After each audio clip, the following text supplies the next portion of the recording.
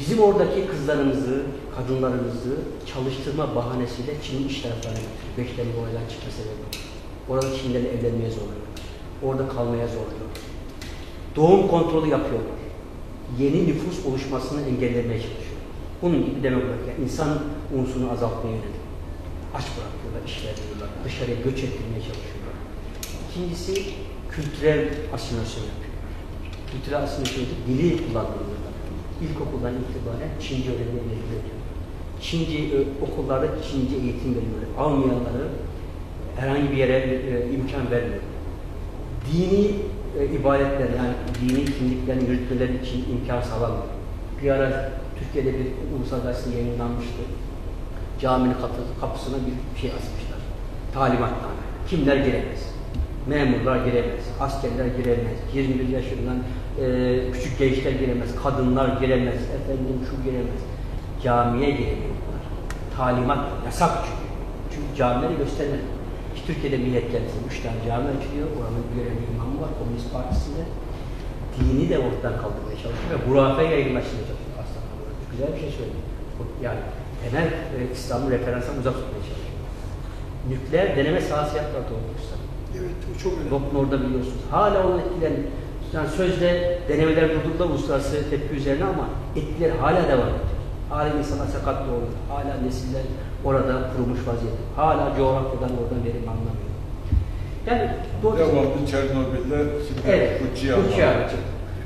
Doğu Türkistan bir şey, ondan geri kalır bir şey, tehlike değil. Yani şu an kimsenin söyleyeceğim Doğu Türkistan ve Çin bir ekonomi merkezi yapıyor. Şimdi Türkiye bir demiryolu köprüsü yapıyor. Batı Çin'den, Batı Çin'den Doğu Türkistan, Batı Avrupa'ya bir otoban yapıyor. Direkt oradan Avrupa'ya ticari köprü kurmaya çalışıyor. Ve Çin bu yolda tarihte ortaya çıktığından beri Türkler bir kuşak meydana getirip onu batıya geçirmemişti. O kuşağı aşıyorlar. Ve bu sadece Türkler için değil, beşeriyet için tehlikeli. Düşünün 1,5 milyarın taştığı bir Avrupa. Bir ussuz bucaksız Rusya bozkuru. Düşünün. Bunlar zeytinyağı gibi değil, yani etnik şeylerle çok kıymetli erimeyen halklar. Sizin dünyanın durumunda hale gelir onu düşünün. Ve onun için bizim atalarımız Bilge Kağan taşa yazmış ki, ey millet, Çin'in ipeğine, gümüşüne, tatlı sözüne kandın, yok ol. Çin'i en iyi biz biliriz. Atalarımız bilmiş ve bunu yazmış. Nedir? İpeği, gümüşü, bu ticari metotlar. Tatlı söz diplomasıdır. Çin hiçbir zaman silahla bir yer işgal etmeye çalışır, böyle gider, böyle nüfuz etmeye çalışır. Buna karşı Türkiye kendi menfaat açısından, dünya kendi menfaat açısından Doğu Türkistanlılara yardım etmelidir. Doğu Türkistan her şeyi bıraktığı zaman ciddi bir insan hakları ihlali vardır. İnsan, beşer olarak bundan biz vicdani bir sız duymalıyız. Ve size başta çok güzel ifade ettiniz, kenarda kalmış bir halk olmamalıyız. Uygurlar, Türkiye'deki medeniyet karşılığı uygarlık kelimesine kökenli geçmiş insanlardır. Türkler içerisinde ilk yerleşmeye geçmiş insanlardır. Karizler vardı Doğu Türkistan'da. Milattan 2500 yıl evvel çölün altından 5100 kilometrelik yol geçirip orayı yeşillendirmiştir. Turfanda sözü Türkiye'de, şimdi serap kullanılıyor. Turfanda sözünün kökü o Turfanda oradadır. Böyle bir Türklerin böyle bir bölümü orada yok olmakla karşı karşıya, buna dikkat göstermek, buna ilgi göstermek herkesin boynunu düşüyor. Onlar vatanları için vatanlarından ayrıldılar. Doktor Abdülhamit Avşar ve Arslan Alptekin'le Doğu Türkistan'ı konuştuk. Şimdi başörtüyü takanlar kızmasın, onu da anlatalım, şey yapalım. Başlasın ama. Şimdi demin bizim Abdülhamit kardeşimiz Bilge Han'la Çin'in ipeğine, tatlı sözüne ve parasına kalmadı. Şimdi bizim Türkiye'de başörtüsü, bunun kaç milyonu Çin'de üretilip geliyor. Benim ricam, benim istirhamım, araştırılsın mı? Yok araştırılması, benim istirhamım o ipek başörtüleri takan kız kardeşimiz, analarımız bunu takarken bu başörtüsün nereden geldiğini, hangi kanlı gözlerle bunların üretildiğini, hangi insanların yok olduğunu düşünerek taksınlar, bunu ben onlarda istirham ediyorum. Dediniz, bazen Doğu Türkistan'dan gelen haberlerde zorla işçilik yaptırılma, insan kaçırılma haberleri haberlerde duyuyoruz. Bu tür olaylar da yaşanıyor mu? Özellikle Doğu Türkistan Türklerin yaşadığı bölgelerden. Ciddi bir mesela organ ticareti var orada. Bu çok önemli. Tabii. Yani uluslararası piyasada Doğu Türkistan sahipsiz olduğu için oradan bir takım şebekeler, bu göz yumuluyor. Doğu Türkistan'daki insanların organlarını alıp ticaretini yapıyorlar. Bu uluslararası CIA'nin raporlarına yansımış bir şey. Uluslararası alanı yansımış bir şey. İnsan hakları teşkilatlarının raporlarına gelmiş biliyorsunuz. Bunu genelde yapanlar Çinliler. Tabii ki. Nasıl yapacaklar? Ve bakın Sevil Atasoy var biliyorsunuz bu şeydir. Narkotik üzerinde çalışmış bir şeydir. Adli tıpçıdır kendisi profesör. O Doğu Türkistan'ın gitmiş bir Hürriyet gazetesinde büyük bir yazı yazdı. Tam sayfa. Tespiti şu. Doğu Türkistan'da uyuşturucu kullanımı teşvik ediliyor. Bir anlamda. Göz yumuluyor. Genç neslin Türkleri, Hazar, Uygur, Özbek neyse orada yaşayan Türklerin gençliği ortadan kaldırmak için uyuşturucu yaygınlaştırılmış ve yayılmasının göz yumuluyor diye bir tespiti var. Yani Sevgi Hanım'ın böyle bir Doğu Türkistancılığı, Türkçülüğü falan da yok. Yani bir insan olarak gitmiş, bir uzman olarak bunu tespit etmiş yani. Yani işte bunları hep şey yapacağız. Şimdi şunu anlıyoruz tabii. Bir uluslararası mücadele var. Çin, Birleşmiş Milletler Güvenlik Konseyi'ndeki 5 daimi üyeden birisi. Veto hakkı var. Çin'in bir takım ekonomik, siyasi güçleri var. İşte bizim bir takım iç meselelerine müdahale etme potansiyeli var. İşte Kıbrıs meselesinde bir takım şeyler var. Bunlar önemli değil. Türkiye'nin bu tip argümanları göz önünde bulunup bir politika üretmesi kadar doğal bir şey olamaz. Ama Türkiye'nin yok olan bir akrabasının kardeşini demiyor. Akrabası kardeşidir. Dindaşıdır. Bunu demiyor. Bir insan olarak milyonlarca mazlum insanın yok edilmesinde, bu modern çağda, bu modern asırda göz yumulması gerektiğini düşünüyoruz.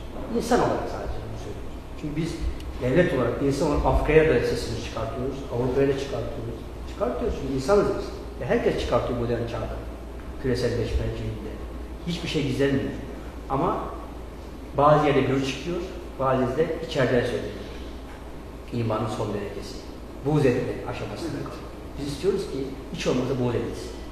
Şimdi sevindirici bir şey var da bu 2023 planı açıklandı. Cumhuriyet 100. yılı. Orada ilk defa olarak bir resmi şeyde, belgede Uygur Türkleri konusu gündeme geldi. Türkiye Cumhuriyeti Devleti 2023 hedef belgesinde Uygur Türklerinde bir takım kültürel ihtiyaçları ve onların gelecekleri için bir takım cümleler kullanmış. Bu sevindirici bir şey. Bunları istiyoruz. Niye? Bakın bir dönem Türkiye Çin Devlet Başkanı geldi. Buna bir madalya verilebilir. Uluslararası ilişkilerdir. Ama hassasiyet gözetilmezse, çünkü Doğu Türkistan insanı için Türkiye bütün dünya devletlerinden farklı bir devlettir. Çin ne yaptı? Bakın sizin şey yaptığınız Türkiye Cumhuriyeti Devleti, bak bize böyle yaptı diye aldı o resimleri, haberleri ev dağıttı. İnsanların ayakta kalma azimlerini kırmak için bir propaganda var. Psikolojik hareket yaptı. Psikolojik hareket yaptı. 2011 yılına geldiğinde başta Orta Doğu'da, Libya'da, Mısır'da başlayan, Irak'ta 20 yılda devam eden, Afganistan'da yaşanan bir savaş ve şiddet var. Uluslararası medya kurumları bunu sık sık gündeme getirirken Doğu Türkistan'da yıllarca devam eden zulüm ve şiddet yeterince gündeme gelmiyor. Doğu Türkistan davasına gönül vermiş bir insan olarak bu konudaki düşünceniz nedir? Çinliler oradaki olayları pek dünyaya sızdırmıyor. Tamamen baskı altında. İşte 2009 5 Temmuz olayları esnasında bütün internetleri, telefonları, her şeyi kestiler. Haber alınması ilk günde çıkan haberlerle kaldı. Gerisi pek verilmedi. Şimdi Türkiye'mizin basın ve yayınında hiçbir zaman dile getirilmeyen Çin'in kendi içinde şeyler var. Bombalı saldırılar var, silahlı saldırılar var. İdamlar var. Yok, o idamlardan bahsetmiyorum. Orada Çinlilerin ayaklanma olayları var. Şu anda da var mı? Şu anda. Şimdi bunu Batı basını çok güzel getiriyor. Biz nereden öğreniyoruz? Onlardan öğreniyoruz. İşte bizim Türkiye'deki kardeşlerimiz bize pek fazla ilgi alaka göstermedikleri için onları araştırıp yayınlamıyorlar, şey yapmıyorlar. Yani bu tamamen bizim şeyimize kalmış olay. Basın yayınımıza kalmış bir olay. Mesela o Batı'nın basın yayınları alıyor o haberleri. Kendi gazetelerinde. Bende şeyler var. Diş Kapurlar gazetelerin şeyleri. Kaç tane cilt böyle Doğu Türkistan ve Çin'deki silahlı, bombalı saldırılar hakkında. Şimdi onların dediklerine göre Batı'dakilerin günde en az 20.000 yerde Çin'in içinde ayaklanma teşebbüsleri var.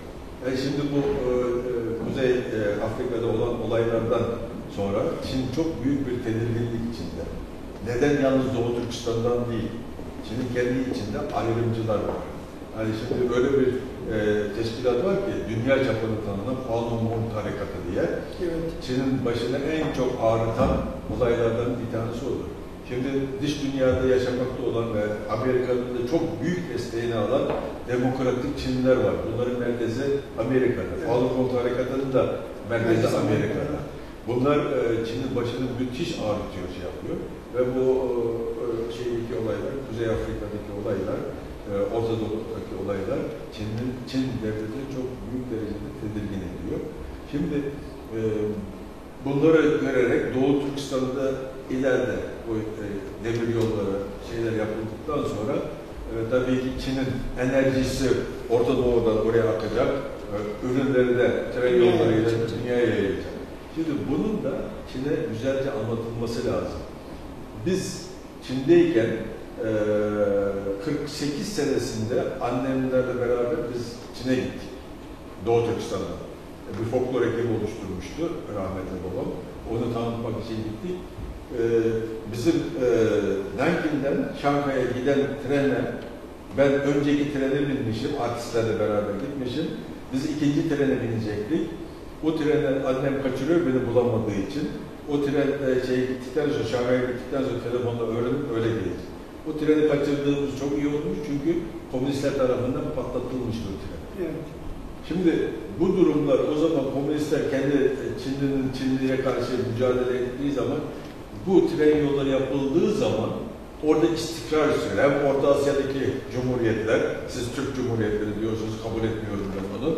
Ondan sonra Türklüklerini bilmeleri lazım. Yani Türk Cumhuriyeti ise Uygur Türkleri yakalayıp Çin'e teslim ediyor. Çin'den iltica eden Uygur Türklerine geri göndererek Çin'e teslim ediyor. Kazakistan yapıyor.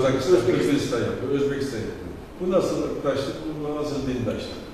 Yani bunu kabul edemiyoruz. Şimdi yarın öbür gün bu yollar yapıldıktan sonra ürünler gidip gelmeye başladığı zaman bu tehlike altına girebilir. Eğer Doğu Türkistan'daki Uygur Türklerine insan hakları vermediği takdirde Çinliler. Evet. Onlar patlatılabilir. Bunu izah etmeleri lazım. Yapmaları lazım.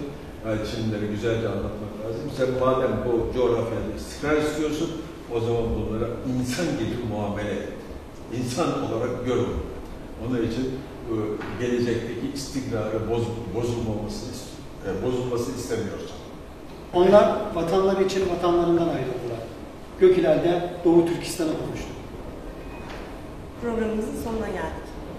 Gökhilal, Arap'takilerin sesi oldu. Gelecek programda Gökhilal yine dönmeye devam edecek. Esenlikle kalın.